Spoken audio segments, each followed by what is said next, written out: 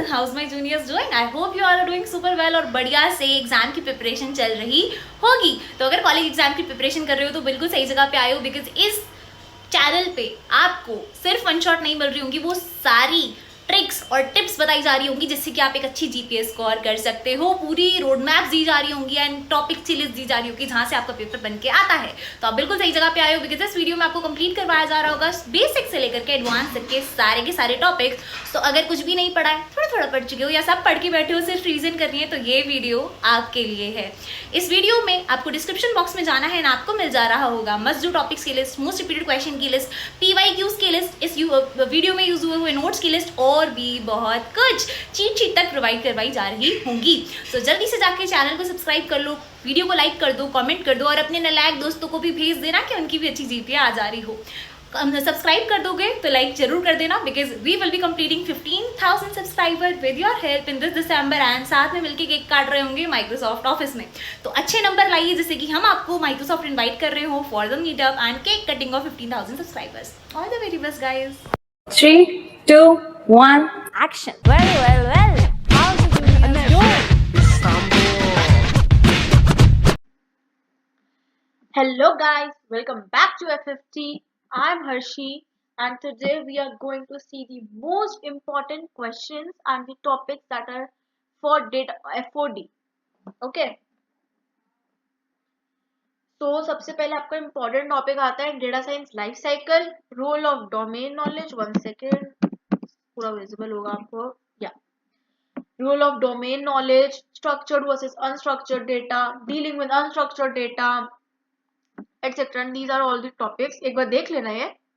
हम direct question पे move on करते हैं इनके सॉल्यूशन। ओके, सबसे पहले बात आती है कि डेटा साइंस होता क्या है। आप foundations of data science subject पढ़ रहे हो, आपको ये नहीं पता आपको डेटा साइंस का होता है। So let's see what is data science. Data science is an interdisciplinary field that uses scientific methods, algorithms, processes, and systems to extract insights and knowledge from structured and unstructured data. इसके क्या क्या applications होते हैं, ये बहुत जगह use होता है, like business analytics, recommendation system, finance, health care, NLP and many other fields like social media analysis. सबसे पहले बात करते हैं सोशल मीडिया एनालिसिस की। आप कभी कभार बोलते नहीं हो social media and recommendation, actually इसका मिक्सचर है। लाइक सोशल मीडिया पे जो भी आप कंटेंट देखते हो वो रिपीट होता रहता है। Even if you have once watched it, it gets repeated multiple times. Why? ये सब डेटा साइंस वजह से है, बिकॉज उसके अंदर जो भी आप डेटा वॉच कर रहे हो वो एक जगह स्टोर हो जाता है एंड रिकमेंडेशन सिस्टम की हेल्प से वही डेटा आपको वापस रिकमेंड करा जाता है उससे जो भी सिमिलर डेटा होता है। Then next is data science life cycle. Data science life cycle involves sequence of following steps. सबसे पहले understand the problem, data collection, data preparation, data modeling, model evaluation and model deployment. Fine, सबसे पहले problem को समझो, क्या problem आ रही है उसका ऑब्जेक्टिव देखो, फिर उससे रिलेटेड जितना भी डेटा है उससे कलेक्ट करो, उसके अंदर डेटा को प्रिपेयर करो। प्रिपरेशन में 3 स्टेप्स होते हैं basically: data cleaning, data exploratory data analysis and feature engineering. Okay, then आगे आपने ये तीनों स्टेप्स कर लिए। देन आगे डेटा मॉडलिंग, इसके अंदर आप मशीन लर्निंग एल्गोरिथम्स को अप्लाई करते हो। मॉडल इवैल्यूएशन, आपने मॉडल बिल्डअप कर लिया, आपने उसके अंदर मशीन लर्निंग बना लिया, आपने उसके अंदर सब कुछ कर लिया, बट अब आपको कैसे पता कि वो मॉडल एक्यूरेट है या नहीं है? उसके लिए पहले आपको टेस्टिंग करनी पड़ेगी, आपको इवैल्यूएशन करनी पड़ेगी। तो एक्यूरेसी प्रिसिजन के लिए हम सबसे पहले इसके अंदर एक रॉ डेटा इनपुट करते हैं, सिंथेटिक डेटा इनपुट करते हैं, ताकि हम इसको टेस्ट कर सके and after it is tested successfully हम मॉडल को डिप्लॉय कर देते हैं सो दैट वो रियल वर्ल्ड के लिए अवेलेबल हो। देन हो गया रोल ऑफ डोमेन नॉलेज। अब डोमेन नॉलेज क्या होता है? It refers to the understanding of specific industry to interpret data correctly. Like हमने सोशल मीडिया के बारे में बात करी थी कि वो डेटा रिकमेंडेशन के लिए उसके। सो आपको, अगर आप कोई फाइनेंस का बंदा लाइक पर्सन है, उससे सोशल मीडिया के बारे में नॉलेज नहीं है, तो वो कैसे डेटा को कलेक्ट करेगा, कैसे डेटा कैसे वो आप डेटा को क्लीन कर सकता है? कैसे वो उसके ऊपर जो है मशीन लर्निंग एल्गोरिथम्स अप्लाई कर सकता है। सेम गोज फॉर कोई हेल्थ केयर का है, कोई मेडिकल का पर्सन है, वो फाइनेंस वाले को इम्प्लीमेंट नहीं कर सकता है। So this is the role of domain knowledge. आपको डोमेन नॉलेज के बारे में, उसके बारे में चीज का पता होना चाहिए, उस डोमेन के बारे में। Problem formulation, helping understand exact specification, like जो फाइनेंस के अंदर स्पेशलाइजेशन होगी जिसकी, वो डेटा को इजीली इंटरप्रेट कर पाएगा। इस same goes for health care. Health के अंदर, केयर के अंदर कोई भी मेडिसिन है, अगर कोई फाइनेंस का पर्सन है एंड वो देखेगा कि सपोज डेटा की हेल्प से पता चला कि ये मेडिसिन जो है ना, दैट इज नॉट रिकमेंडेड, ये पीपल जो है वो हेट कर रहे हैं, बट वाई उन्होंने रीजन भी स्पेसिफाई कर रखा है कि why this medicine is being hated by most of the people. वो कुछ आइडिया नहीं लगा पाएगा बिकॉज उसे मेडिकल के बारे में नॉलेज ही नहीं है। कुछ टर्म्स होंगी सर्टेन जो फाइनेंस वाला पर्सन जो है वो इंटरप्रेट नहीं कर पाएगा। That's why we need domain knowledge. then we get understanding and preparation, guiding how to pre-process data correctly। तो फीचर वही मैंने जो सब पता है, डेटा क्लीनिंग, फिर फीचर इंजीनियरिंग, मतलब उसके अंदर कौन सा नया फीचर हम ऐड कर सकते हैं। देन हो गया मॉडल सिलेक्शन, हमें कौन सा मॉडल जो है वो इवेल्युएशन के लिए सबसे ज्यादा रिकमेंडेड होगा, सबसे ज्यादा एक्यूरेट होगा। Interpretation, deciding the right criteria to evaluate the model success. Like वही data science life cycle use होगी इसमें भी, बट इसके अंदर रोल ऑफ डोमेन नॉलेज होनी जरूरी है, देन उसके हिसाब से इसमें आंसर लिख देना। नेक्स्ट है structured versus unstructured data, a very very important topic. जो स्ट्रक्चर्ड डेटा होता है ना, वो एक वेल फॉर्मेट होता है and typically organised in rows and columns. वो जो है लाइक आपकी एक्सेल शीट हो गई, सीएसवी फाइल्स वगैरह हो गई, उसके अंदर डेटा लाइक आपका फॉर्मेट में होता है, एक रोज एंड एक सर्टेन कॉलम में होता है। while जो unstructured data होता है ना, it lacks a specific period defined format, like वो images, videos, text इन सब के फॉर्म में होता है, right? structured data को convert करना easy है to data cleaning, feature engineering, but unstructured data को convert करना एक structured and a clean data set में, that is a very difficult task। तो हम इसे कैसे कर सकते हैं, how to deal with unstructured data। Processing unstructured data is a challenge due to lack of structure, data heterogeneity and noise। Common techniques क्या क्या, दो टेक्निक होती है, हो गया टेक्स्ट प्रोसेसिंग, हो गया इमेज प्रोसेसिंग। टेक्स्ट प्रोसेसिंग के अंदर चार मेथड्स होते हैं, tokenization, tokenization, cleaning, stemming and vectorization. Tokenization के अंदर क्या होता है, डिवाइडिंग टेक्स्ट इनटू वर्ड्स और सेंटेंसेस। फिर से हम क्लीन करेंगे, जो भी हमारे HTML टैग्स वगैरह है, पंचुएशन मार्क्स है, स्टॉप वर्ड्स है, हम उन्हें रिमूव करेंगे, लाइक एंड हो गया, द हो गया, द एंड, जो भी आप मान लो, उन्हें हमने रिमूव करा। देन आ गया स्टेमिंग, इसके अंदर reducing words to their root form, like running लिखा है तो उसे हमने रन में कन्वर्ट कर दिया। फिर आता है vectorization, converting text to numbers using BOW and TF। जो हमारा टेक्स्ट है उसके अंदर उनको नंबरिंग में कन्वर्ट करते हैं, लाइक वही बुलियन वगैरह हो गया, फिर जो भी कंप्यूटर अंडरस्टैंडेबल लैंग्वेज में होता है उसे कन्वर्ट करते हैं। ऐसे हम अपने टेक्स्ट को जो है वो प्रोसेस कर सकते हैं। नेक्स्ट हो गया इमेज प्रोसेसिंग। इमेज प्रोसेसिंग के अंदर हम दो टेक्निक होती है, pre processing and feature extraction. Pre processing के अंदर हो गया कि हमें रीसाइज करना पड़ेगा, इमेज को क्रॉप करना पड़ेगा और उसे नॉर्मलाइज करना पड़ेगा। एंड फीचर एक्सट्रैक्शन के अंदर क्या हो गया, identifying edges, colours and textures. इसको अच्छे से पढ़ लेना डीलिंग विद अनस्ट्रक्चर्ड डेटा को। Next is what skills do we need to become a data scientist. अब कुछ ना कुछ स्किल्स तो चाहिए ही, ऐसे कोई भी तो बन नहीं सकता डेटा साइंटिस्ट। तो क्या क्या स्किल्स चाहिए, सबसे पहले हमें आनी चाहिए programming language. Programming language is Python, which is the best recommended one. Why, वो भी हम आगे देखेंगे कि पाइथन ही क्यों, बाकी C++, Java, there are many other languages, why not that.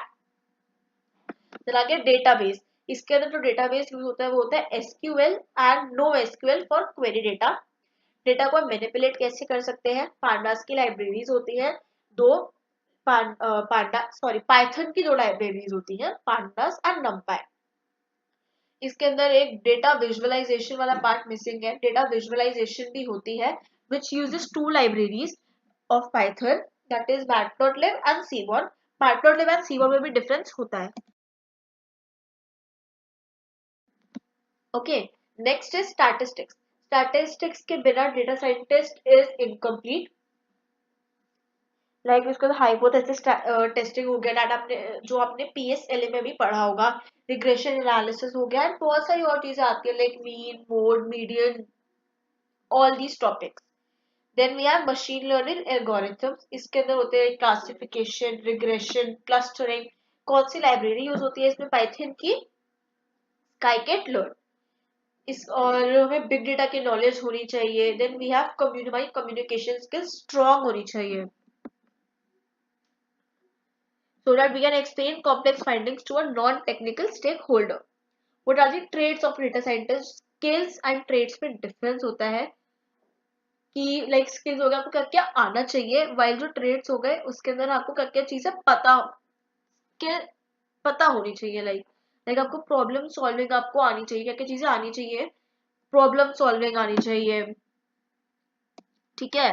You should be able to break down complex issues.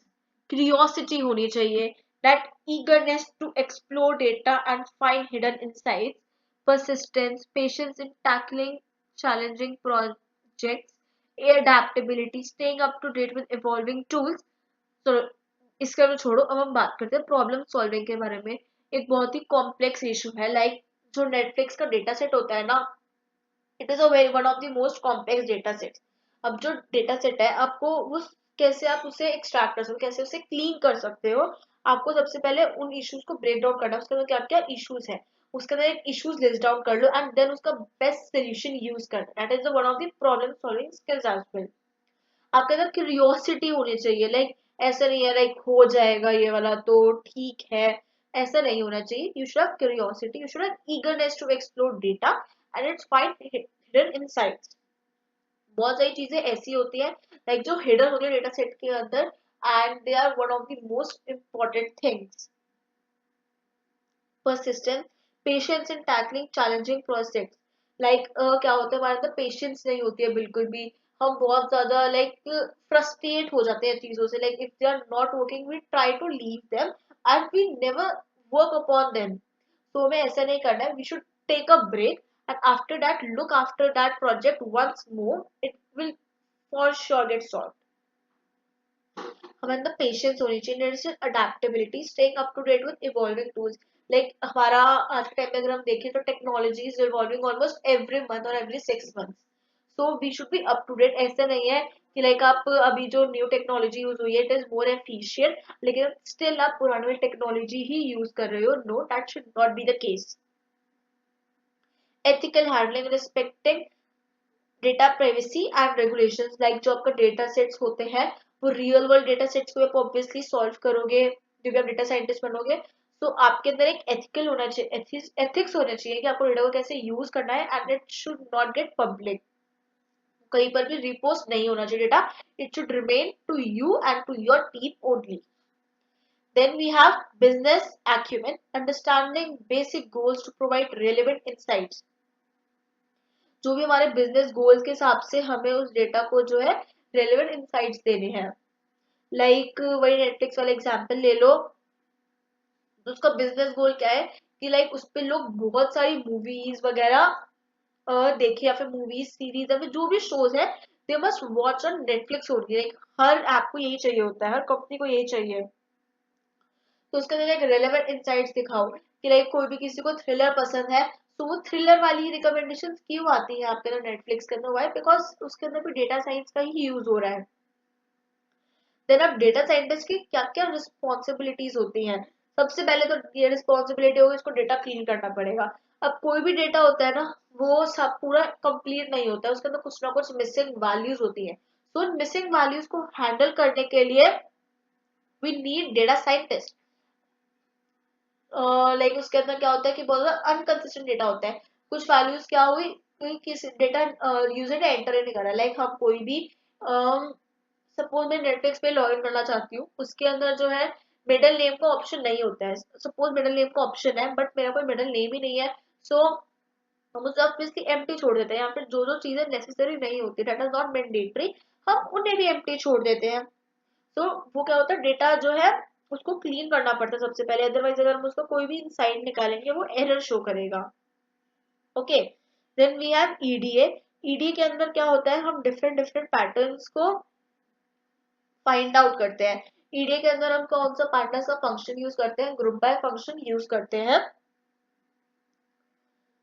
Patterns find out वगैरह करने के लिए। इसके अंदर आपका डेटा विजुअलाइजेशन भी आ जाएगा कि आप कैसे सीबॉर्न की हेल्प से और मैटप्लॉटलिब की हेल्प से डेटा को विजुअलाइज कर सकते हो। Next we have feature engineering. Feature engineering क्या क्या अंदर क्या होता है, हम एक न्यू कॉलम इंसर्ट करते हैं, उसके अंदर जो है हम रेलेवेंट और फीचर्स डाल सकते हैं, लाइक हम दो या फिर हम डेटा को जो है वो रिड्यूस करने के लिए दो कॉलम्स को मर्ज कर सकते हैं और एक कॉलम बना सकते हैं। लाइक टाइटैनिक वाले डेटा सेट के अंदर क्या होता है, एक कॉलम गिवन होता है आपका फैमिली मेंबर्स का, एक पेरेंट्स और चिल्ड्रन, पेरेंट्स का होता है, एंड एक कॉलम होता है चिल्ड्रन का एंड उनके सिबलिंग्स वगैरह का। तो आप उन दोनों को कंबाइन करके एक फैमिली कॉलम बना सकते हो। Next we have model development. हमें मॉडल डेवलपमेंट आनी चाहिए कि हम कैसे मशीन लर्निंग की हेल्प से मॉडल को ट्रेन कर सकते हैं एंड उसके वजह से रिकमेंडेशन हम कर सकते हैं। Then we have evaluation. Evaluate करने के लिए, उसकी एक्यूरेसी को टेस्ट करने के लिए, उसके प्रिसिजन को टेस्ट करने के लिए हम मॉडल को इवैल्यूएट करेंगे। अब मॉडल को इवैल्यूएट करने के लिए we never use real time data, real world data. हम इसके अंदर सिंथेटिक डेटा को पहले यूज करते हैं and then real world data को अप्लाई करते हैं। And then finally when successfully the date हमारा जो मॉडल है वो रिजल्ट्स एक्यूरेट देता है, we deploy the model which is ready for real world use.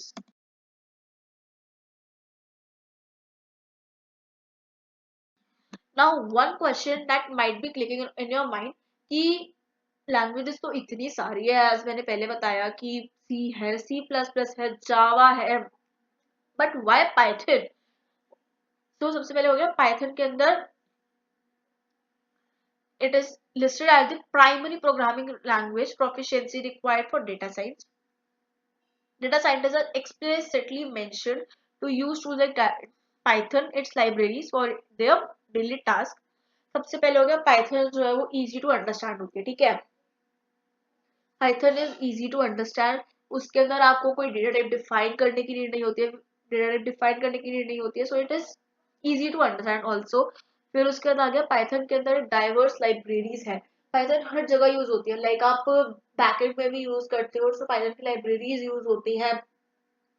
तो वैसे हमारा डेटा साइंस होता है, उसके अंदर लाइक पांडास, नंपाई, मैटप्लॉटलिब जो है बहुत सारी लाइब्रेरीज होती है, सो इजी रहता है पाइथन को यूज करना due to its rich ecosystem. Okay, तो यहाँ पे हमारी यूनिट 1 ओवर होती है। आई होप आप सबको अब क्लियर हो गया होगा कि यूनिट 1 में आपको क्या क्या पढ़ना चाहिए, कौन कौन से important टॉपिक्स है, एंड ये सारे टॉपिक्स लिस्टेड थे। All of these topics are now covered and thank you everyone for watching the video. I hope you all liked the content and stay tuned for the next units as well. Have a nice day ahead. Thank you.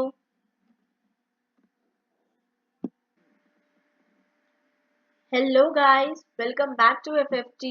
I'm Harshi and today we are going to see all the important topics and the questions and the solutions also for FOD. Let's begin. Firstly ये सारे must do topics हैं। सबसे पहले आता है आपका if else loop वाले, if else statements and the loop program. Okay, then we have variables and types. Loops हो गए for loop and while loop.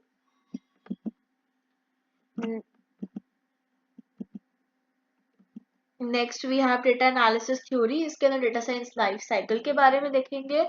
Then हम कैसे डेटा सेट को इंपोर्ट कर सकते हैं, it's basic data set functions, missing values and exporting data. सबसे पहले लूप के बारे में बात करते हैं, if else loop program. If else loop के अंदर सबसे पहले आता है हम कैसे डिफाइन करते हैं, num is equal to int input enter your number. हम सबसे पहले ऑड और इवन के अंदर क्या हम कैसे मैनेज लगाते हैं, लाइक कौन से नंबर ऑड है एंड कौन से नंबर इवन है।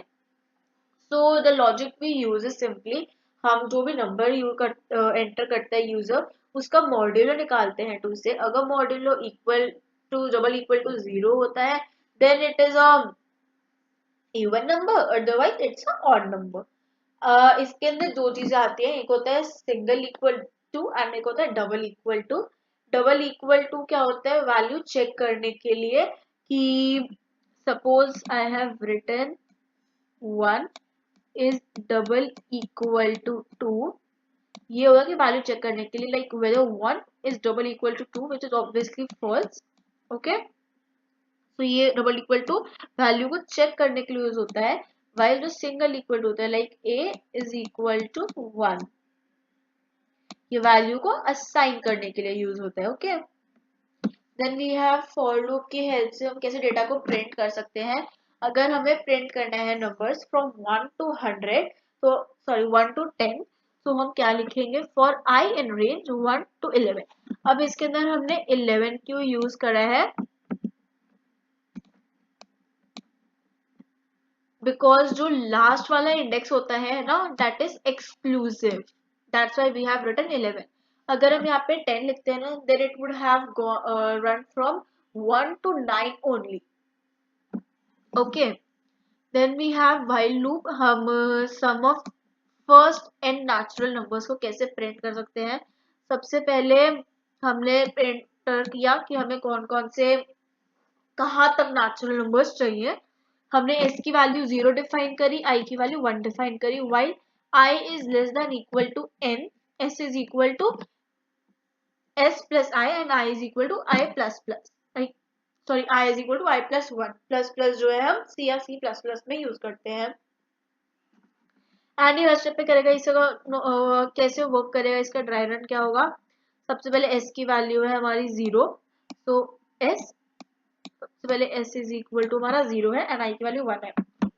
हमने सपोज नंबर इनपुट करा 5, ओके, यहाँ पे आ गया 5, तो ये 1 से 5 तक रन करेगा। s is equal to 0 plus हमारी i की क्या वैल्यू है 1, तो s की क्या वैल्यू आ गई 1। हमने इसके अंदर जो है ना, आपका डाउट होगा कि s इज इक्वल टू 0 से यूज करा है, तो हमने -1 से क्यों नहीं यूज करा। पहले तो 0 आना चाहिए, वाई, बिकॉज नेचुरल नंबर्स 0 से स्टार्ट होते हैं, we all know that.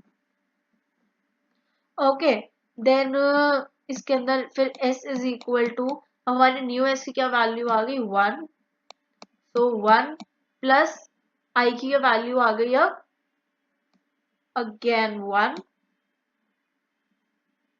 So s की क्या वैल्यू आ गई 2। Okay,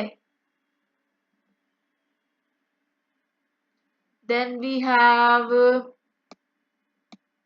s is equal to, अब दोबारा s की क्या वैल्यू आ गई हमारे पास 2, 2 प्लस 1 3, सो ऐसे ही ये लूप चलता रहेगा। Okay,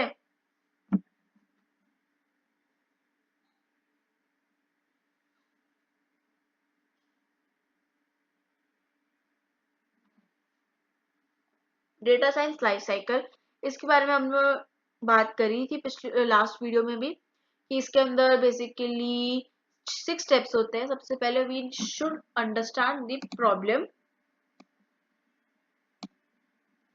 we should clearly define the objective and the question we are going to answer।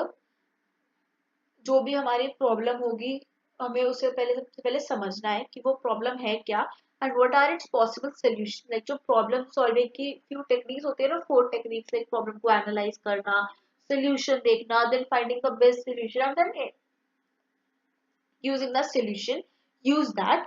then we have data collection, हम डेटा को कलेक्ट करेंगे, लाइक जो हम कहाँ से कनेक्ट कर सकते हैं, डेटाबेस हो गया, एपीआई हो गया, इससे हमने डेटा को कलेक्ट करा। देन हो गया प्रिपेयर करा। प्रिपेयर के अंदर 3 चीजें आती है, data cleaning, feature engineering and ED, that is exploratory data analysis. Data cleaning हम कैसे करते हैं वो भी हम आगे देखेंगे। Okay, then we have feature engineering EDA। EDA के अंदर क्या होता है, हम डेटा विजुअलाइजेशन वगैरह करते हैं, हम न्यू पैटर्न्स को एनालाइज करते हैं। Then we have feature engineering. Feature engineering के अंदर हम न्यू कॉलम्स को इंसर्ट करते हैं ताकि हमारा डेटा सेट जो है मोर सिंपलर दिखे। Then we have data modelling. Data modelling के अंदर क्या होता है, डिफरेंट डिफरेंट हम मशीन लर्निंग एल्गोरिथम्स को अप्लाई करते हैं। Okay, machine learning algorithm like classification, regression, इन सबको हम यूज करते हैं। जो भी बेस्ट होता है हमारे मॉडल के लिए हम उसको जो है यूज कर लेते हैं। Next we have model evaluation. अब जो मॉडल है हमने ट्रेन कर लिया, we prepared the model, but it is possible like उसके अंदर एरर शो करे कि जो उसका आउटपुट आ रहा है ना दैट इज नॉट करेक्ट। तो ऐसे डेटा को हम कैसे यूज कर सकते हैं, हम मेरे मॉडल को इवैल्यूएट करेंगे कि उसके मॉडल को इवैल्यूएशन के अंदर लाइक कितना वो एक्यूरेट है, कितना वो प्रिसाइज है। एंड अगर मॉडल प्रिसाइज नहीं है या फिर एक्यूरेट नहीं है, देन हम उसको दोबारा से प्री प्रोसेसिंग उसके अंदर अप्लाई करेंगे, मॉडल को दोबारा ट्रेन करेंगे in a different using different method, different algorithm, and then दोबारा मॉडल को इवैल्यूएट करेंगे। इवैल्यूएशन के अंदर मोस्टली जो है वो सिंथेटिक डेटा सेट यूज होता है। वाइल अब नेक्स्ट आता है फर्स्ट है मॉडल डिप्लॉयमेंट। हमने देखा हमारा मॉडल जो है सक्सेसफुली रन हो रहा है, सक्सेसफुली करेक्ट जो है उसके आउटपुट आ रहे हैं। So we finally integrate the best model into the real world application. Next we have अब हम पांडास के बारे में बात करेंगे। हम पांडास को कैसे लिख सकते हैं, इंपोर्ट पांडास को हम करेंगे, कैसे इंपोर्ट करेंगे, इंपोर्ट पांडास एज पीडी। इसके अंदर हम तीन तरह से कर सकते हैं, एक होता है CSV फाइल को रीड करना, एक होता है एक्सेल फाइल को रीड करना, and next is reading with path. CSV file को हम कैसे रीड कर सकते हैं, इसका एक्सटेंशन होता है .csv, right pd dot read underscore CSV and data dot CSV। वो हमारी जो फाइल है उसका हमारा डेटा था तो इसलिए हमने डेटा डॉट CSV यूज किया है। Then we have read Excel file. Excel file को यूज करने के लिए कौन सा एक्सटेंशन यूज होता है, .xlsx। Okay, this is the extension. फिर हमारा फाइल नेम क्या था, फाइल, एंड जो हम इसके अंदर फंक्शन यूज करते हैं that is read underscore Excel. अगर हमें पाथ के अलॉन्ग रीड करना है, so when we right click on the file उसके अंदर प्रॉपर्टीज का ऑप्शन होता है, प्रॉपर्टीज पे जाके हमें पाथ ऑप्शन होता है, we copy that path and वहां उसके बाद आप लिख दो डेटा जो भी आपके फाइल का नाम है .csv। हमने सारी फाइल्स का नेम डेटा फ्रेम के DF के नेम से सेव किया है। अब आपको डेटा सेट के बेसिक फंक्शंस निकालने, वो कैसे निकाल सकते हो, आपको प्रिंट करना है फर्स्ट 5 रोज, तो आप किसी यूज कर सकते हो df.head एंड इसे आप कर सकते हो, ठीक है, यूज। सो एंड इसके अगर आप कुछ मेंशन नहीं करोगे ना ब्रैकेट में, it will by default print starting के 5 रोज, बट अगर आप स्पेसिफाई कर देते हो लाइक 2 या फिर 3 या फिर कोई भी एक नंबर, सो वो जो है सिर्फ उतनी ही स्टार्टिंग के रोज देगा, लाइक इफ आई स्पेसिफाई 2 तो सिर्फ 2 रोज ही प्रिंट होंगी। टेल, टेल जो है लास्ट रोज को प्रिंट करने के लिए यूज होता है df.info। df.info किस लिए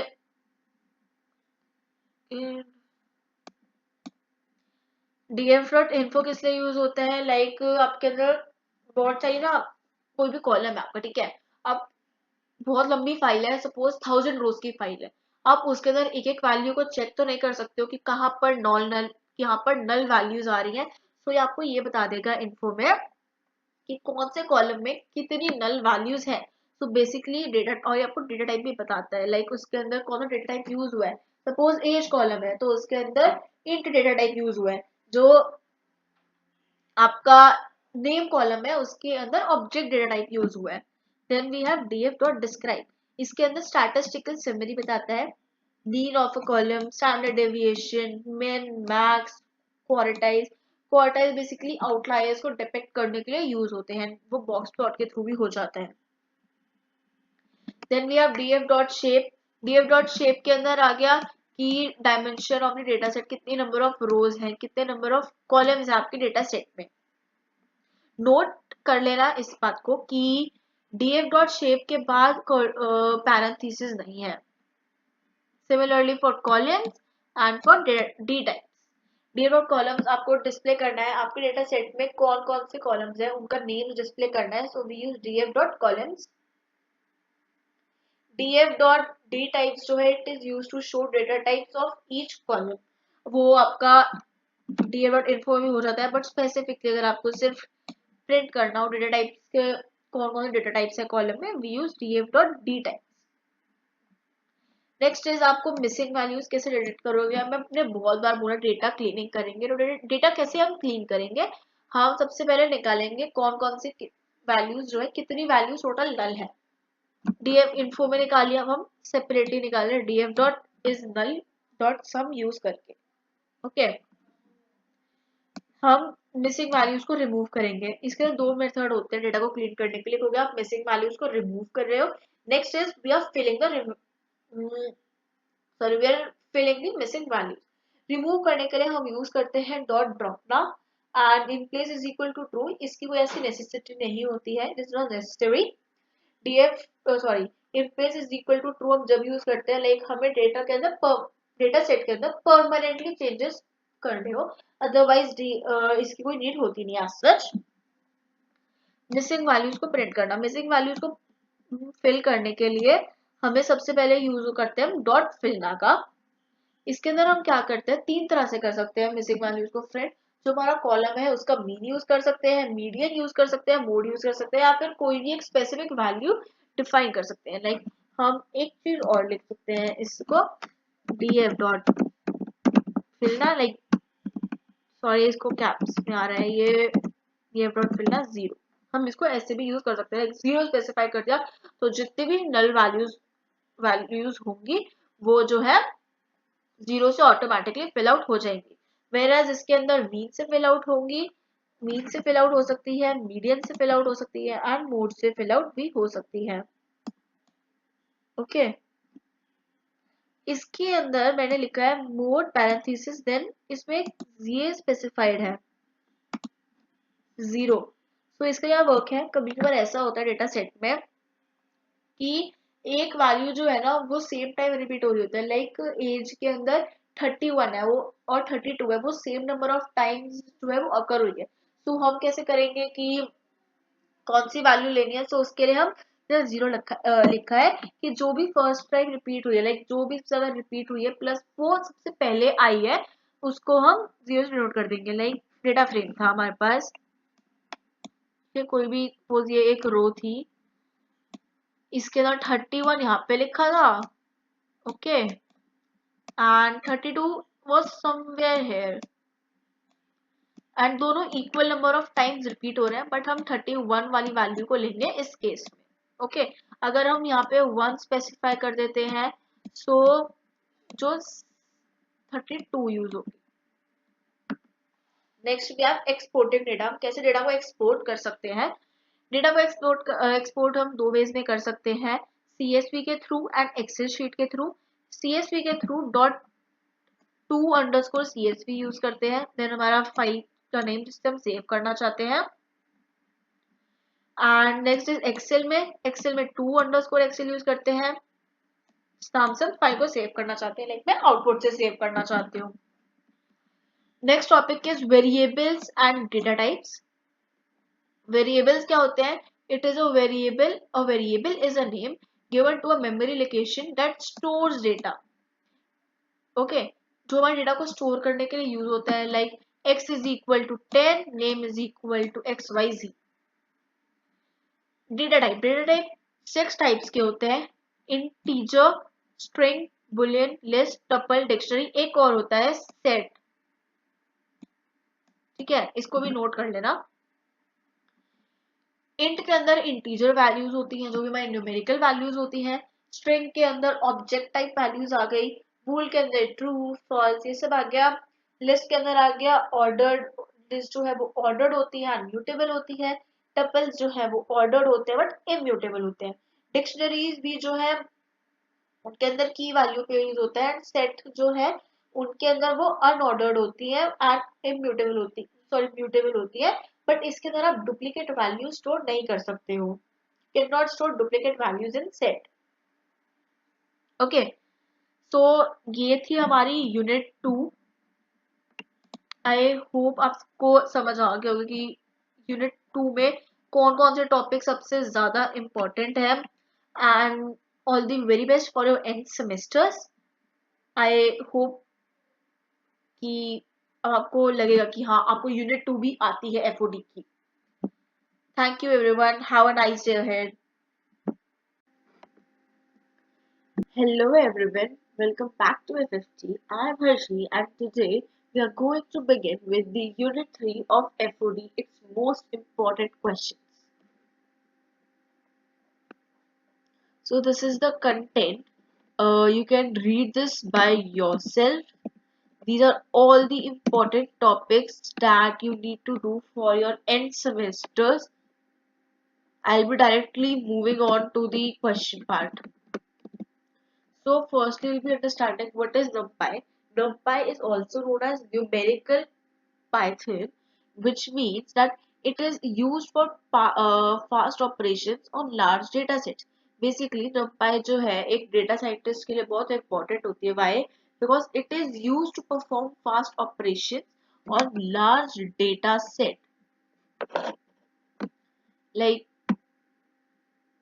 this. Okay. Then key points are इसके अंदर कभी कभार like ये बोलता है define NumPy and it's give its 5 basic insights. So how will you give its 5 basic insights? Here are the 5 basic insights that you can provide. First is ARR is equal to np.array. अब इसका output क्या होगा? You might be wondering कि one second. Oh, yeah. So first जो हमारा code है उसका output क्या होगा? आउटपुट होगा 1, 2, sorry, yeah, 1, 2, 3. So this will be the output for np.array. array का create करेगा like आपने C++ में देखते हो कि एक array create होता है. Similarly numpy के अंदर भी एक array create हो जाएगा in the similar way. Then we have np.zeros. np.zero से क्या होगा?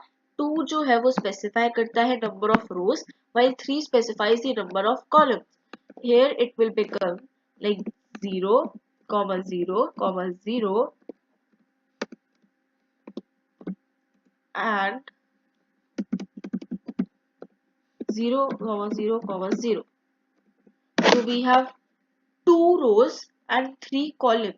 And और की जो value है ना rows and columns की वो 0 है. Why? Because we have specified zeros over here. Okay. Then we have ones. For ones we will have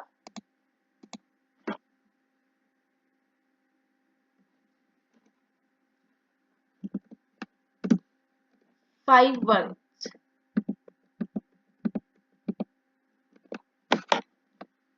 इसके अंदर क्या होता है? वंस के अंदर जो भी हमारा डेटा होता है ना वो वन से फिल हो जाता है. सिर्फ हमने इसके अंदर क्या स्पेसिफाई करा है? ओनली रोज. मतलब एक ही रो होगी इसके अंदर एंड उसके अंदर 5 एलिमेंट्स होंगे और जो 5 के 5 एलिमेंट्स होंगे ना that will be filled with one only. np.arrange. In np.arrange इसके अंदर 1 से लेकर 10 तक जितने भी नंबर है वो प्रिंट हो जाएंगे. बट इसके अंदर एक चीज होगी कि इसमें स्पेसिफाई किया है हमने C2 ओवर है. स्पेसिफाई 2 क्या स्पेसिफाई करता है इसके अंदर कि एक एक कॉलम छोड़ के लाइक आफ्टर 2 मतलब आफ्टर 2 से आई मीन 2 का गैप होगा दो नंबर्स के बीच में. 1 लाइक 1, 3, 5, 7, 9 लाइक दिस. इसके अंदर अगर सपोज हम 1 लिखेंगे तो देन 1, 2, 3, 4, 5, 6, 7, 8, 9 ओनली 9 तक प्रिंट हो जाएंगे आपके नंबर्स. ठीक है.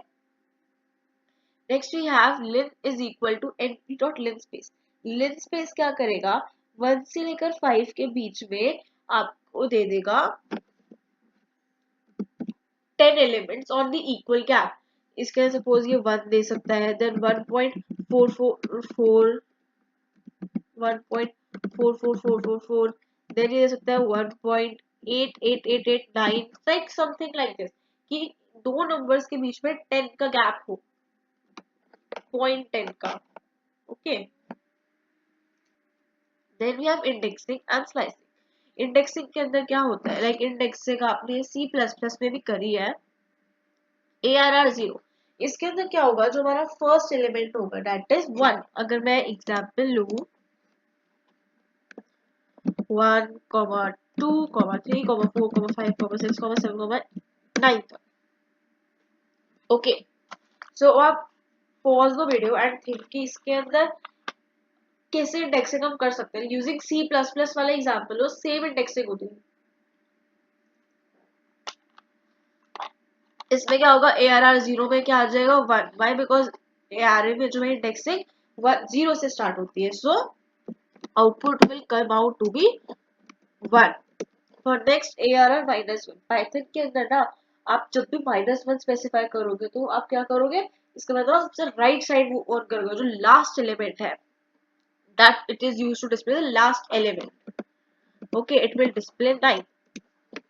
Then we have 1 to 4. 1 to 4 के अंदर क्या होगा कि जो हमारा फर्स्ट एलिमेंट है उससे लेकर फोर्थ एलिमेंट तक, फोर्थ एलिमेंट दैट मीन्स 0, 1, 2, 3, 4 है ना।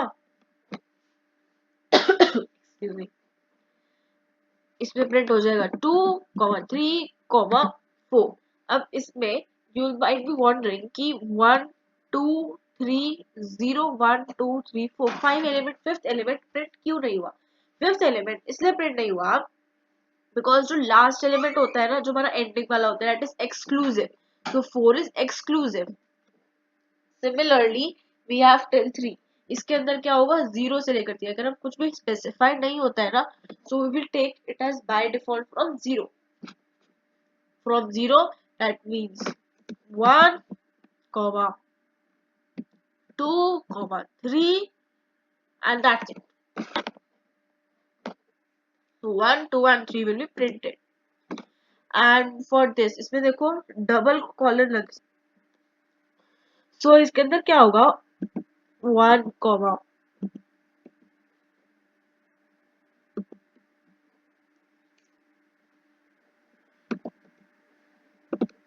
so these are the numbers that will be printed on the gap of 2. Then we have vectorized operations. Vectorized operations में क्या होता है, operations apply on entire array without loop. We have ARR plus 5, array plus 5। तो जो भी हमारे elements है, like ये वाला एग्जांपल ले, तो इसके अंदर क्या हो जाएगा, ये कैसे फिल हो जाएगा, +5 हो जाएगा सब एलिमेंट्स में। लाइक इसका आउटपुट आ जाएगा 6, 7, 8, 9, 10, 11, 12, 13, like this and so on। ARR1 plus ARR2, इसके अंदर क्या होगा, हमारे पास दो एरेज है, suppose 1, 2, 3 and we have second array as 4, 5, 6। तो इसमें क्या होगा, same number of elements add हो जाएंगे and the resulted will be 5, 7, 9। This will be the resulted array। array star 2, इसके अंदर array डबल नहीं होगा, जो array के एलिमेंट्स है ना वो डबल हो जाएंगे। np डॉट sqrt मतलब स्क्वायर रूट हो जाएगा जितने भी एलिमेंट्स है। अब एक क्वेश्चन आएगा कि वाई numpy, numpy के अलावा तो बहुत सारी लाइब्रेरीज है। इट इज बिकॉज जो numpy है वो फास्टर है, मेमोरी एफिशिएंट है and can perform broadcasting. Broadcasting क्या होता है, if I remove this element, ठीक है, ये वाला एरे मैंने रिमूव कर दिया, अब मेरे पास ये एरे है, ठीक है। Now I want, I right suppose ARR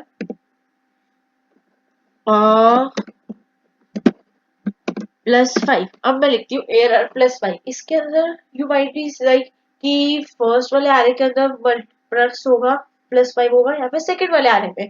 so the answer is both arrays will be having +5। Why?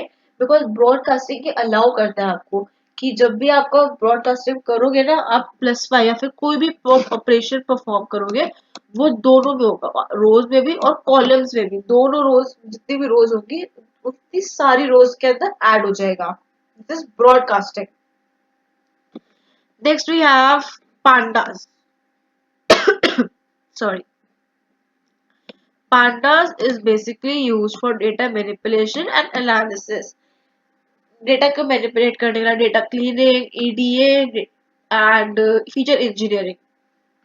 Its key concepts are it is used in key concepts क्या हो गए, ये series होता है and data frame. Series क्या होता है? It is a 1D label array while data frame it is a 2D table of rows and columns.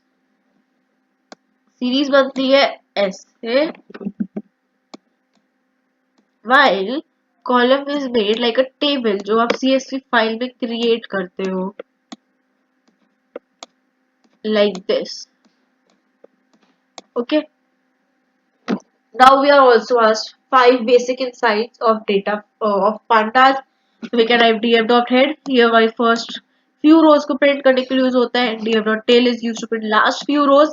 info जो है नॉर्मल वैल्यूज, कितनी वैल्यूज है, कितनी नॉर्मल वैल्यूज है, उसकी इंफॉर्मेशन को प्रिंट करने के लिए यूज होता है. While df.describe statistical analysis print करने के लिए like mean, mode, median जो भी हमारे कॉलम्स हैं उनके न्यूमेरिकल कॉलम्स हैं, not the categorical columns. Then we have df.shape. It is used to find the number of rows as the columns. df.column used to list the name of all the columns that are present in a file.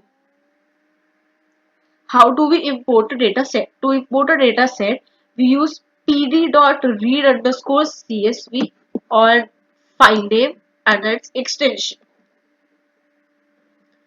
This all we have discussed in unit 2 as well. Data processing in pandas. So how we process data? It is used to clean and transform raw data. Clean and transform करने के बाद missing values को enter करेंगे, filtering करेंगे, grouping करेंगे, merging करेंगे and concatenation करेंगे. ठीक है? हम missing values को कैसे enter करेंगे? सबसे पहले हमने निकाली number of missing values, कितनी नॉर्मल values है. उसके हिसाब से हमने किया ड्रॉप डाउन जो भी नल कॉलम है, जिस भी कॉलम के अंदर नल वैल्यू है, कोई अगर एक भी कॉलम वैल्यू है, एक भी वैल्यू जो है वो नल है कॉलम में, so we will drop that column, that entire column.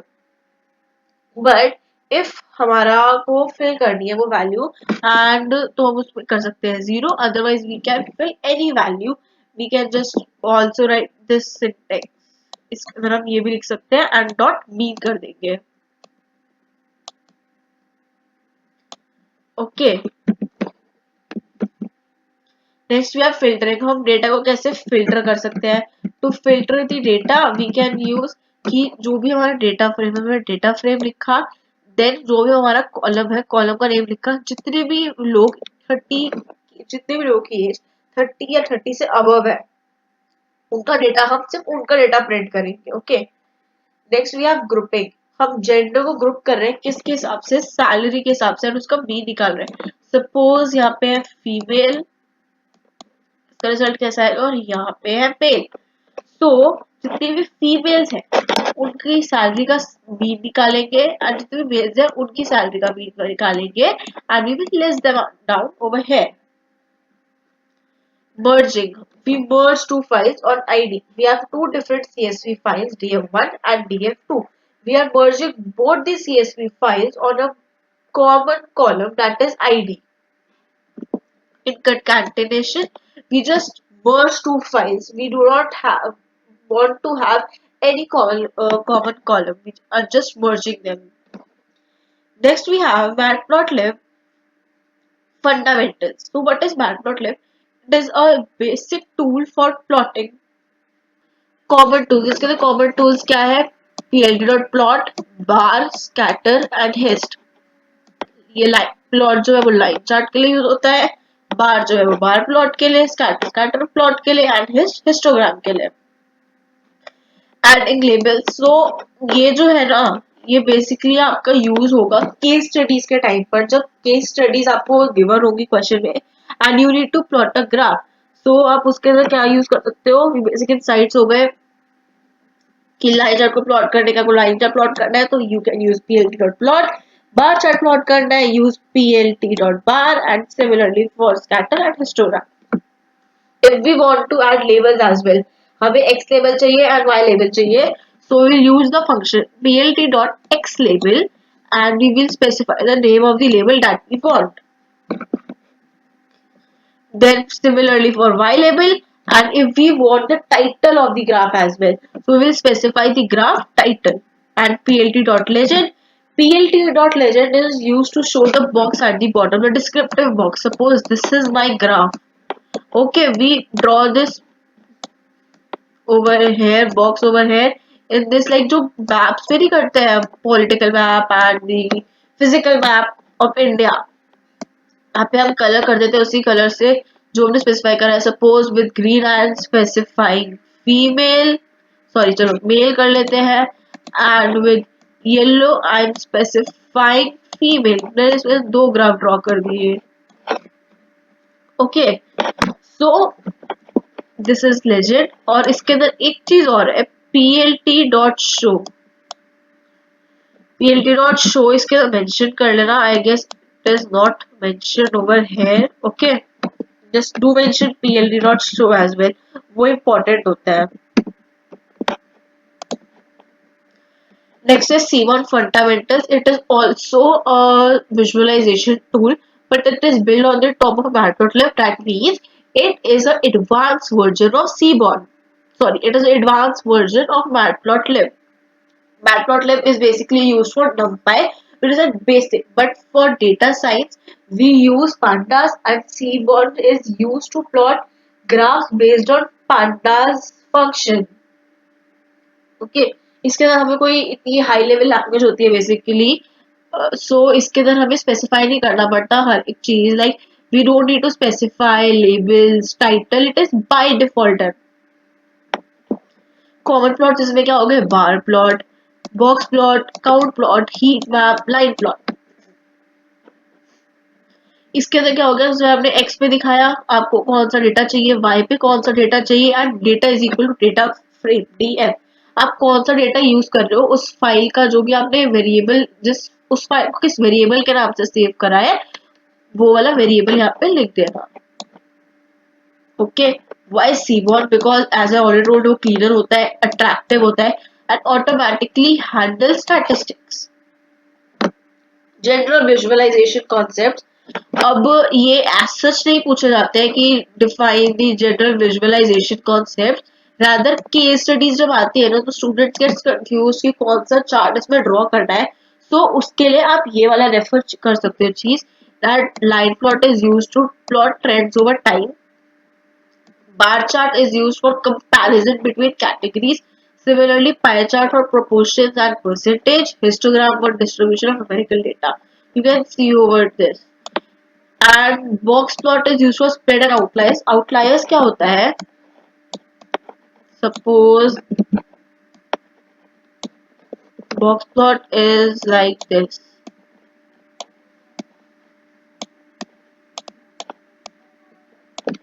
इस पे क्या होता है, यहाँ पे होता है मीडियन, ये होता है लो क्वार्टाइल, ये होता है हाई क्वार्टाइल. जब हमारी कोई वैल्यू एक मीन जो है हमारा, उससे बहुत ही ज्यादा लेस आ जाती है, तो आउटलायर के तरफ लेस हो जाती है. एंड अगर बहुत ही ज्यादा आ जाती है, देन वो अगेन मैक्सिमम आउटलायर की तरफ शिफ्ट हो जाती है. तो outliers.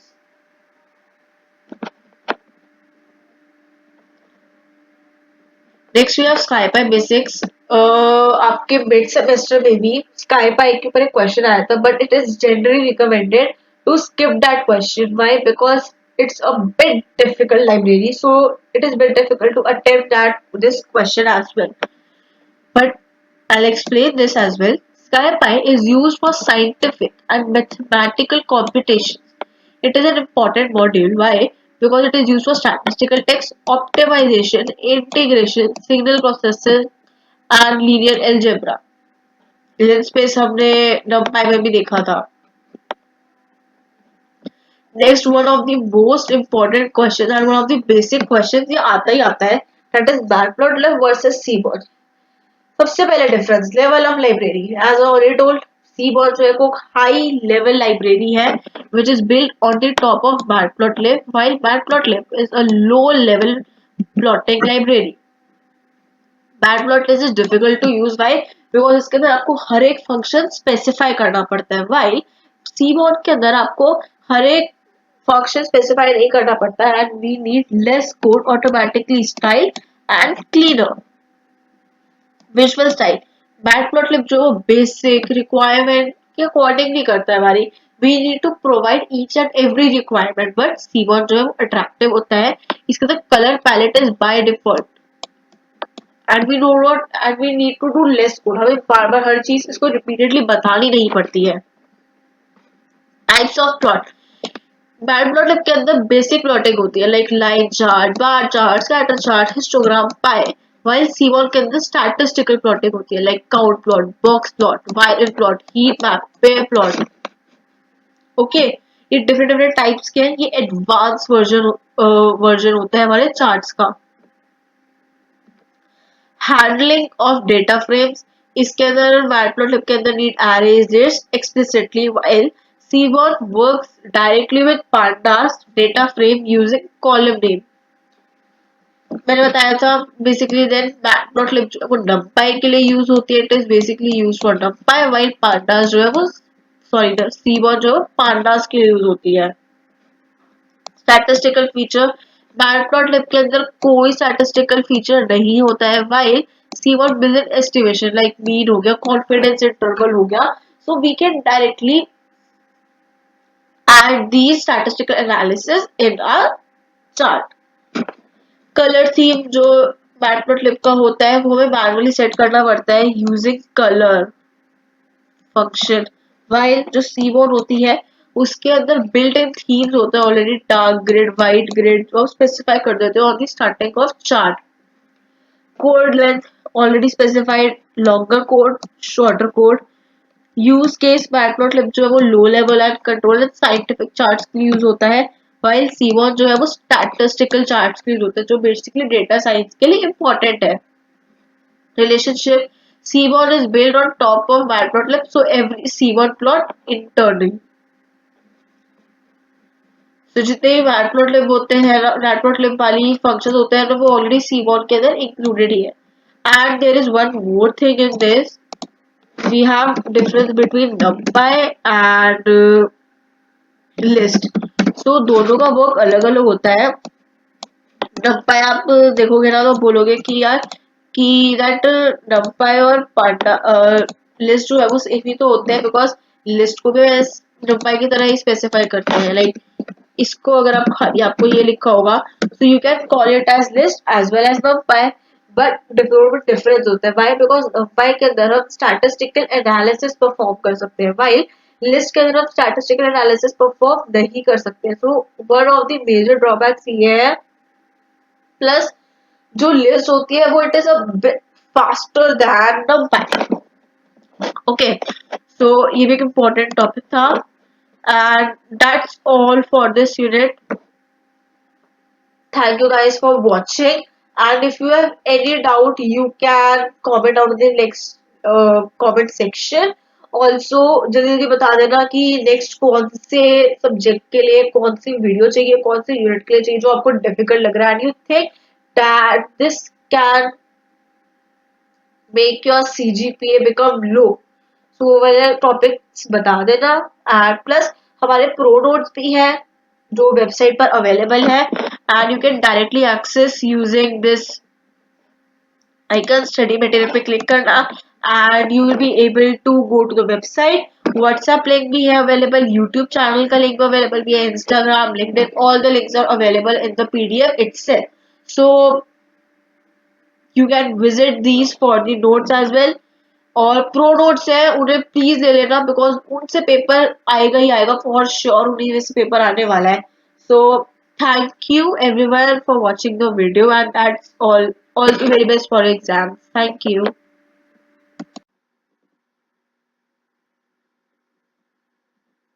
Hello everyone, welcome back to F50।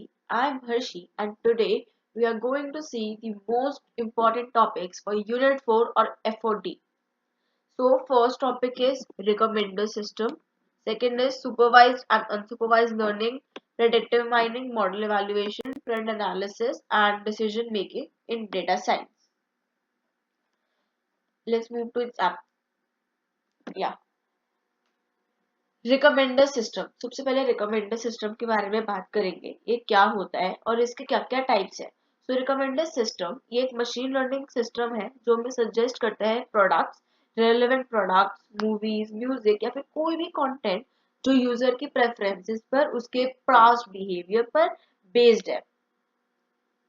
इसके अंदर दो टाइप के होते हैं recommender system, content based filtering and collaborative filtering. In content-based filtering, recommends items similar to what the user has liked in the past and user item features such as genre, keywords, description, category. For example, if a user watches any action movie, Netflix recommends more action movies. Okay, so आपने बहुत बार notice किया होगा, I've noticed many of times you watch, like we can take an example of social media platform Instagram. Whenever you like some reel that then we are we see that वही वाली reel जो है बार बार repeat हो रही है, that reel is getting repeated multiple times, that same content. Why? Because you have liked that content in the past. That is known as content based filtering. जब भी ऐसा होगा ना, आप नेटफ्लिक्स का एग्जांपल ले लो, नेटफ्लिक्स पर आपने कोई भी मूवी है, सपोज थ्रिलर टाइप मूवी, आपने वो लाइक करी है, देन नेक्स्ट टाइम जब आप नेटफ्लिक्स ओपन करोगे, आपको मोस्टली फिल्म मूवीज जो है वो थ्रिलर वाली ही शो करेंगी जिसकी जनरल थ्रिलर होगी। So that is a content based filtering. While जो कोलैबोरेटिव फिल्टरिंग होती है, it recommends items based on the similar users और सिमिलर आइटम्स। जो आपने सपोज आपने नेटफ्लिक्स पर कोई भी मूवी वॉच करी है, आपने वो लाइक करी है, तो फिर ऐसा भी होता है कि आपके जैसे एक सिमिलर यूजर है, कोई और एक यूजर है नेटफ्लिक्स पर, उसने भी आपके सिमिलर मूवीज को लाइक करा है, आपकी जैसी जो जो आपकी जेनरी थी जैसी जैसी वैसी जेनरी पे उसने लाइक करा है, सेकेंड यूजर ने भी। तो क्या करेगा, जो फर्स्ट यूजर था वो सेकेंड यूजर वाला कंटेंट आपको शो करेगा। Suppose the user one like the thriller movie and the user two also like the thriller movie plus it was a action movie. तो वो आपको फर्स्ट यूजर को thriller plus action movie दोनों recommend करेगा। That is known as collaborative filtering. It is based on similar users और similar items. It works using users rating using users behavior, ratings, clicks, watch history। ठीक है, आपने कौन से आपकी watch history को बेस करेगा, आपने किस किस को रेटिंग दी है, रेटिंग्स के हिसाब से प्लस क्लिक्स के हिसाब से, लाइक्स वगैरह के हिसाब से।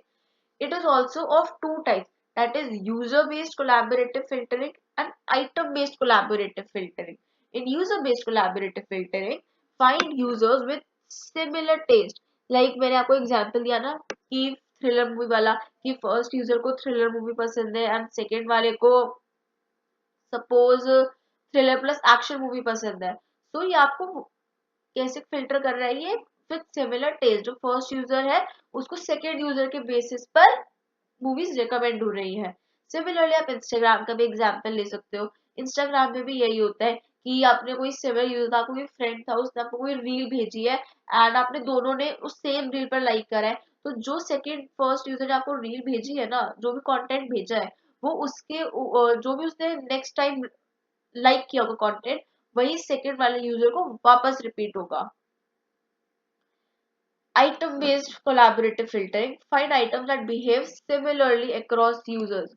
जो आइटम जो है सिमिलर है बाकी यूजर्स के बीच में। सपोज इसमें हम एग्जांपल ले सकते हैं,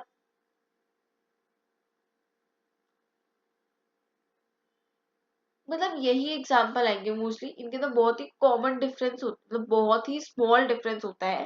दैट इज यूजर जो है उसको सिमिलर टेस्ट के हिसाब से चाहिए होता है, सिमिलर टाइप के टेस्ट के हिसाब से रिकमेंडेशन होती है। भाई आइटम बेस के अंदर आइटम्स जो है सिमिलर यूजर्स के हिसाब से होती है। कंटेंट बेस्ड फिल्टरिंग के अंदर क्या क्या लिमिटेशंस होती हैं, इट इज पर्सनलाइज्ड रिकमेंडेशन, ये किसी यूजर पर डिपेंड नहीं करता है, अनलाइक कोलैबोरेटिव फिल्टरिंग। वाइल इसके अंदर no requirement for data from other users. भाई ये इंडिपेंडेंट होता है बेसिकली, इसके अंदर किसी सेकेंड यूजर का रिकमेंडेशन की नीड नहीं है। वाइल जो कोलैबोरेटिव फिल्टरिंग है उसकी क्या स्ट्रेंथ्स हो गई, इट प्रोड्यूसेस डाइवर्स रिकमेंडेशंस। अब सपोज हमें किसी यूजर पर डिपेंड करना पड़ रहा है, तो इससे क्या होगा कि हमें बहुत सारी वेराइटी मिल सकती है। It learns from community behaviour, basically एक कम्युनिटी बन जाएगी कि थ्रिलर्स की ये कम्युनिटी है, एक्शंस की ये कम्युनिटी है, and etcetera genres. So it learns from community behaviour, एक पर्टिकुलर कम्युनिटी को थ्रिलर पसंद है और प्लस एक्शन पसंद है, तो थ्रिलर प्लस एक्शन दोनों कम्युनिटी को हम कंबाइन कर सकते हैं and we can recommend new movies और एनी वेब सीरीज। लिमिटेशन, अब collaborative sorry content based filter की क्या क्या लिमिटेशंस होती है। इट इज लिमिटेड वैरायटी, अब इसके अंदर लाइक जो कंटेंट बेस्ड की स्ट्रेंथ्स है ना, वो कोलैबोरेटिव की लिमिटेशंस है, while vice versa, vice versa आप कर सकते हो। लाइक जो इसकी लिमिटेशंस है कि लिमिटेड वैरायटी हो गई, वो इसकी स्ट्रेंथ है। इट कैन मेरा produce diverse recommendations like this, okay. इसकी क्या लिमिटेशंस होगी कोलैबोरेटिव वाले की, it suffers from cold start for new users और न्यू आइटम्स। सपोज कोई न्यू यूजर है, अब उसका तो पता नहीं है कि कौन कौन सी जनरीज की उसे मूवीज पसंद है, या फिर जिसने इंस्टाग्राम पे रिसेंटली लॉग इन करा है उसका तो इंस्टाग्राम कोई आइडिया भी नहीं कि कैसा कंटेंट इसे चाहिए होगा। तो कोलैबोरेटिव फिल्टरिंग में ये एक प्रॉब्लम आ सकती है and it requires a large data set, because इसके अंदर काफी सारे यूजर्स के हिसाब से हमें रिकमेंड करनी होंगी चीजें। अब आती है बात हमारी लर्निंग की। मशीन लर्निंग जो है मेनली दो टाइप की होती है, सुपरवाइज्ड एंड अनसुपरवाइज्ड। सुपरवाइज्ड वाली में क्या होता है, वो एक लेबल डेटा यूज करती है, वाइल जो अनसुपरवाइज्ड होती है इट यूजेस अनलेबल डेटा। जो अब देखो इन दोनों में डिफरेंस भी आ सकता है कि सुपरवाइज लर्निंग क्या होती है एंड अनसुपरवाइज लर्निंग क्या होती है, वाइल इनके अंदर शॉर्ट नोट भी आ सकता है, और अनसुपरवाइज लर्निंग मेनली। तो सुपरवाइज लर्निंग हो गया कि it uses label data, and unsupervised में क्या हो गया, it uses unlabelled data. Supervised learning में each input has a correct output, while in unsupervised there is no predefined category. इसका गोल हो गया सुपरवाइज का, it predicts a future label और value used in spam detection, loan approval, disease prediction, price prediction. While in unsupervised learning, goal is to discover patterns, structure, or grouping in data. It is used in customer segmentation, anomaly detection, and document clustering. Supervise learning में क्या होता है, label data set use होता है जिसके अंदर हर जो भी इनपुट हमने दिया है ना, which whatever input we have given, it depends on the output. Its goal is to learn mapping relationship between input and output. मतलब like we have can take example of spam detection. Spam detection के अंदर क्या होता है, हम basically जो input देंगे उसी से हमें उसके हिसाब से ही हमें आउटपुट मिलेगा, राइट। लोन अप्रूवल भी सेम हो गया। डिजीज प्रेडिक्शन के अंदर भी हमें पहले इनपुट देना होगा कि आपके सिम्टम्स आए हैं, उसके हिसाब से it gives us the output के yes this can be the disease which is cause like that. Price का हमें पहले इनपुट देना होगा, फिर हमें देना होगा कि हमें कहाँ पे लेना है। Suppose I want to take a flat in Delhi, which area, west Delhi, east Delhi, और whatever zone. Then it gives the price list like in west zone this is the amount of the house or anything. While in unsupervised, it is unlabeled data, customer segmentation, like image, customer segmentation, anomaly detection, exploratory data analysis. In unsupervised learning, there is no explicit output label, and it is used to discover basically patterns, structure, grouping in data. So in unsupervised learning we can take example of, suppose हम mood का example ले सकते हैं। Like हमारा जो mood होता है, customer का मूड है कि like I want to buy this time like this particular material.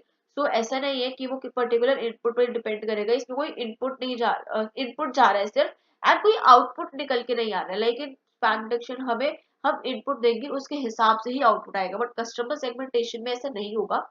जो कस्टमर को चीज अच्छी लगेगी वो वही खरीदेगा। इट इज नॉट लाइक कि कस्टमर ने पहले इनपुट दिया कि like I want to buy car, suppose a new car, तो इसमें कुछ आउटपुट तो नहीं आएगा ना।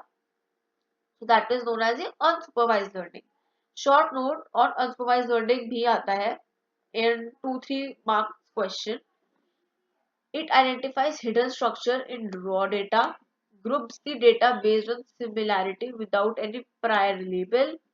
Major techniques involve clustering, k-means, hierarchical association rules, etc. It is widely used for marketing segmentation, fraud detection, recommendation, pre-processing. Okay, so इसमें learning एक type की और होती है, that is not mentioned over here. It is reinforcement learning. Reinforcement learning is basically used to train the algorithm. Sorry, it is used to train the agents that make decision by interacting with environment. Basically environment के साथ interact करती है and then it provides the like जो भी results होते हैं. Then agent gives feedback in form of rewards or penalties based on its action and allows to learn optimal strategies over time. तो basically reinforcement learning है ना, it is based on environment की environment के साथ relate करेगी और उसके हिसाब से वो भी चीजें रिकमेंड करेगी. लाइक गेम प्लेइंग हो गया, जो आपने पाई में पढ़ा होगा कि गेम प्लेइंग की क्या क्या स्ट्रैटेजीज होती हैं and all that. So its applications are autonomous vehicle, robotics control and game playing only.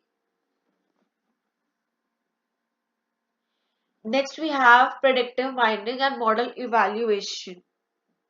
तो predictive mining क्या होता है? It is the process of using past data to build models that can forecast future outcomes. It is the foundation of predictive mining, of predictive analysis in data science. Steps in building a predictive model: data splitting, model training, prediction, evaluation. तो data splitting इसके अंदर steps क्या होते हैं? सबसे पहले जो है, जो हमारा डेटा होता है उसे हम डिवाइड करते हैं. कैसे? सबसे पहले हम उसे ट्रेन करते हैं, देन टेस्टिंग होती है उसकी. Training teaches the model, testing checks performance. अब हम कोई भी डेटा को ट्रेन करेंगे, क्यों ट्रेन करेंगे? ताकि हम उस मॉडल को जो है वो बता सके कि उसे क्या करना है काम. एंड टेस्टिंग किस लिए होती है? उसकी परफॉर्मेंस को चेक करने के लिए. Model training, the model learns pattern from training data. अब हमने मॉडल को जो है वो ट्रेन कर दिया, अब जो हमारा मॉडल है ना वो लर्न करेगा क्या पैटर्न, क्या क्या पुराने पास्ट पैटर्न्स है from the train data. Prediction, the train data makes prediction. Like आपने को मशीन लर्निंग जिसने भी करी होगी तो उसको पता होगा, like all these are the steps of machine learning. सबसे पहले हम उसके अंदर क्या करते हैं? डेटा को स्प्लिट करते हैं, मॉडल को ट्रेन करते हैं, फिर प्रेडिक्ट करते हैं चीजों को. जो डेटा, जो भी हमने मॉडल को ट्रेन करा है उसको कोई भी अनटेस्ट डेटा यानी अनसीन डेटा पे ऊपर प्रेडिक्ट करने के लिए यूज करते हैं मॉडल को. Next we have evaluation. The model's accuracy is measured using evaluation matrices. The model accuracy is measured using evaluation matrices. अब ये जो है evaluation matrices है, these are also important. ये end semesters में आए थे. Okay. Accuracy. What is accuracy? It is the measures over correctness, and accuracy is measured by correct predictions upon total predictions. Precision, out of all the predicted positives, how many are actually positive? अब precision और accuracy में difference होता है. Accuracy क्या होता है? It measures overall correctness, while जो precision होता है कि वो 100%. एक हम बोलते हैं कि like how my data is precise, my data is accurate. Accurate हो गया कि टू द पॉइंट है and these are the outcomes. But precise क्या हो गया? Like there can be chances कि जो हमारा डेटा है that is not which can, it is not important कि वो करेक्ट हो. Recalls, out of all actual positives how many did the model find? How many real positives are detected? How many real positives are detected? Then we have F1 score. It balance between precision and recall. It is used for imbalanced data set. These matrices determine how reliable a prediction model is. So F1 score is much more important. Why? Because ये हमें predict करके बताता है. It makes us predict कि हमारा model, how our model is more reliable. In actual, sorry, I forgot to explain this. So predictive mining क्या होता है? इसके अंदर जो भी हमारा पास डेटा होता है, जो भी हमारा हमारा कोई भी पास डेटा है, ये उसके ऊपर वर्क करता है, उसके ऊपर एक मॉडल बिल्डअप करता है सो दैट हमारे फ्यूचर आउटकम को प्रेडिक्ट कर सके। बेसिकली प्रेडिक्टिव माइनिंग का मतलब यही हो गया, प्रेडिक्शन करता है, बट डोंट राइट कि प्रेडिक्टिव माइनिंग में it is use to predict the further outcomes. No, write this complete definition, like it is a process of using past data to build model that can forecast future outcomes. Next we have trend analysis. दो type के analysis हमने देख लिए, एक हो गया predictive analysis, एक हो गया ट्रेंड एनालिसिस। तो ट्रेंड एनालिसिस क्या होता है? It is the study of past data to identify long term movement और direction and to predict future behaviour based on historical pattern. अब प्रेडिक्टिव माइनिंग में आप डिफरेंस और ट्रेंड माइनिंग में क्या डिफरेंस होता है? The main difference is predictive mining is used to only predict, एक वो ट्रेंड का यूज करेगा and then it will predict, while trend जो है वो पास्ट डेटा का यूज करेगा and it will help prediction, right? So we can say that trend is a part of predictive analysis. इसका क्या पर्पस होता है? To observe long term increase और डिक्रीज, टू अंडरस्टैंड सीजनैलिटी और cyclic pattern, to make business prediction. तो what is the purpose of trend? Trend आप कुछ भी चीज में ले सकते हो, लेकिन trend in fashion, trend in social media platform की कौन कौन से सोशल मीडिया प्लेटफॉर्म ट्रेंड में है। We can take example of movies, which all movies are currently in trend, like the latest, if I take the example of the latest web series Stranger Things, it is one of the most popular, became one of the most popular. Why? Because it's trending. So on the basis of that, we can predict how much revenue the Stranger Things can generate in a year or in a month. So in this, what we did, we analyzed the trend. Firstly, we saw that Things is in trend. We analyze the trend.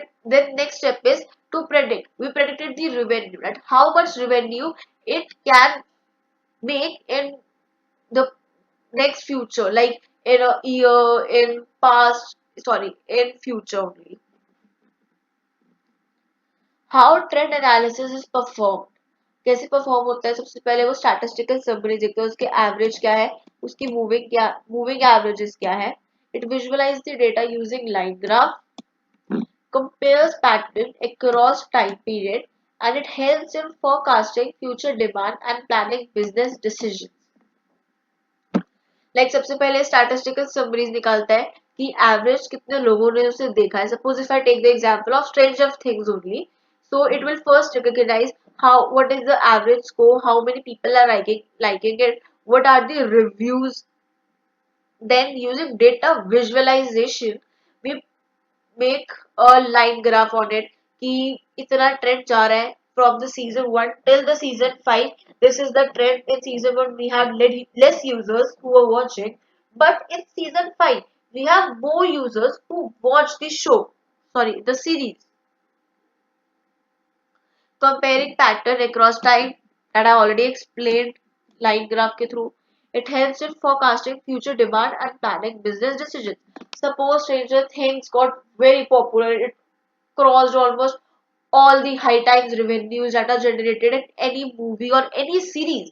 So what others will do, they'll try to make more such kind of things, such kind of movies, such kind of series. So that is planning business decisions.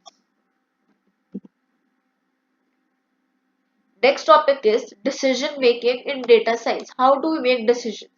Decision making in data science means using data insights, statistical analysis, and predictive models to make informed business decisions rather than relying on intuition or guesswork.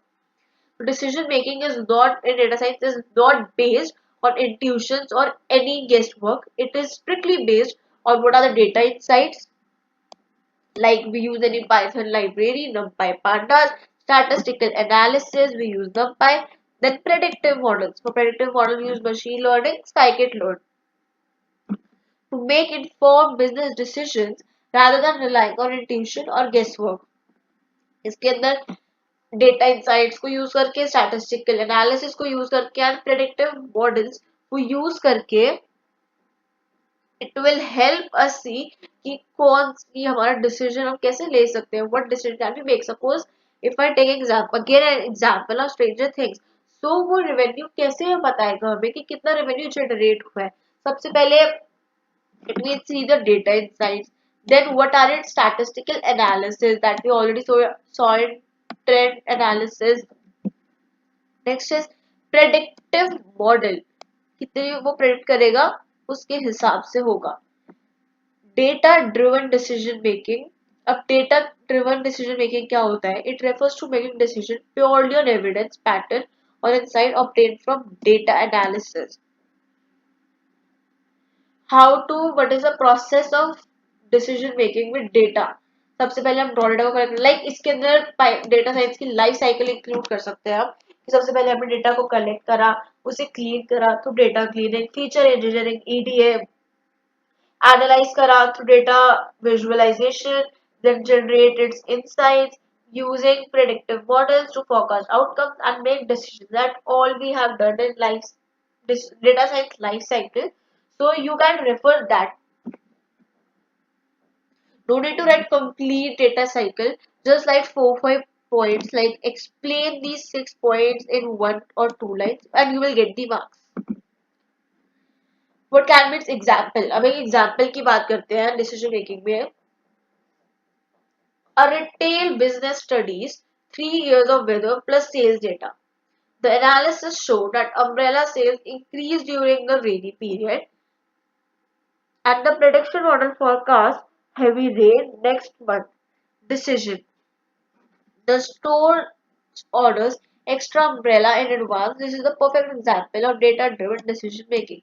So इसके example के अंदर क्या बोला है कि एक retail business है, 3 years of weather plus weather और सेल्स डेटा को वो नोट करता है. उसके अंदर वो क्या नोट करता है, जो अम्ब्रेला की सेल्स है ना वो रेनी पीरियड में सबसे ज्यादा इंक्रीज होती है. वाई? बिकॉज रेनी सीजन में हमें मोस्टली अम्ब्रेला की नीड होती है. एंड जो प्रेडिक्शन मॉडल है वो क्या करता है, हेवी रेन को प्रेडिक्ट कर देता है नेक्स्ट मंथ के लिए. फाइन. सो डैट जैसे ही हमें पता चलेगा, सपोज अभी अप्रैल चल रहा है and we want umbrella in June. Prediction model ने क्या बताया कि जून के अंदर जो है बहुत ज्यादा रेन होने वाली है. So they will order in advance कि हमें इतनी नंबर ऑफ अम्ब्रेलास चाहिए इस टाइम तक, सो दैट जून तक they do not have any shortage of umbrellas. These are the applications of predictive mining which are very important. Banking and finance we use the predictive mining. Then we have in e-commerce, healthcare, marketing, manufacturing, insurance, education. Can just go through these ones. There's nothing to explain, but these are very important. So you can, even if you understand the concept, you can make these you can explain these applications by your own as well. Predictive mining की trend mining की क्या applications हो गई, sales forecasting, stock market prediction, weather and climate analysis, deep forecasting in retail, healthcare and disease monitoring, website traffic, and all these. Manufacturing and production planning, economic and financial planning as well. So that's all for unit 4 of FOD. I hope you all understood the important topics as well as its application. For the PDF, you can go through the website of FFT. You will find all the PDFs of unit 4 and for all the subjects like FOD, PI or any other subject. We have pro courses as well, so do purchase them. They are very important, and questions do come from the premium material of FFT. So do buy that, and if you have any doubt, you can comment down in the comments. I'll reach to everyone's comment and will answering it. So that's all for this video. Thank you everyone for watching, and I hope you are clear with the concepts now. Thank you and all the best for your end semesters.